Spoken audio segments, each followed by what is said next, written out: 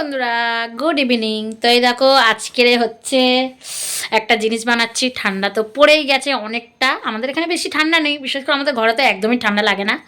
তো যাই হোক, তো ঠান্ডা পড়ে গেছে আর হচ্ছে আমি বানাচ্ছি ঠান্ডার স্পেশাল জিনিস, যেটা ঠান্ডা পড়লেই সবার আগে তোমাদের যা মনে পড়ে সেটা হচ্ছে পিঠে।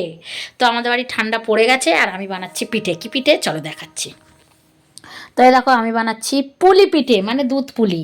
তো এই যে এখানে হয়ে গেছে কড়া, এখানে হয়ে গেছে এই যে নারকেল, আর বাকি হয়ে গেছে। এবারে দেবো গিয়ে দুধে, চলো। তো এই দেখো এখানে দুধ বসিয়ে দিয়েছি, ফুটে টুটেও গেছে। এবারে আস্তে আস্তে এই পুলিগুলো আস্তে আস্তে একটা একটা করে দিয়ে দেবো। আহ, সব ভেসে উঠবে দেখো এক্ষুনি।